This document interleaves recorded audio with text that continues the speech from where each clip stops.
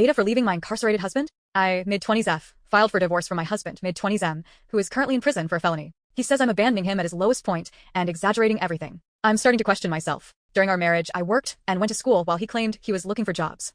The issue is he refused to apply for retail, fast food, or anything he thought was beneath him, since he was a prior military before getting arrested, even though we needed help financially. His grandparents were the ones helping me with money, because he wouldn't step up. When we both had jobs, things were actually good. It felt like a partnership. But once he stopped working, everything fell on me. He also tried multiple times to meet up with other women, and even attempted to pay for sex, yet he would barely touch me, maybe once a month. His so-called brother even tried setting him up with other females. We constantly fought about this. Whenever I tried to leave, he would threaten suicide or cry abandonment.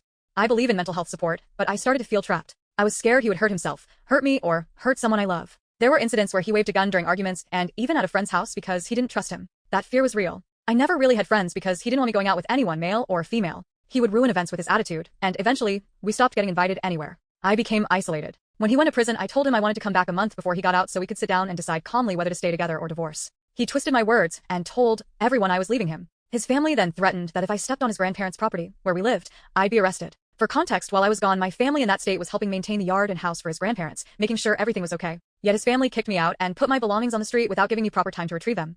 Almost everything inside that house, I paid for. Furniture, beds, a couch, and utensils. The only thing he truly cared about was his video games. They threw out my belongings, including personal items, hobbies, and even my certificates from school and work. That's what ultimately made me file. He's accusing me of being with another man because I didn't wait a full year.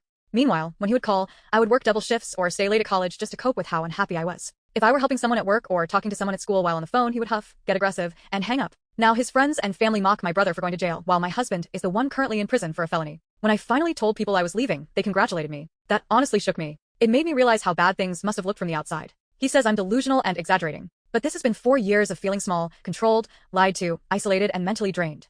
Now that he's incarcerated, I feel lighter. I'm focusing on myself for the first time in years. AITAH for choosing to divorce him instead of standing by my man until he gets out? Update.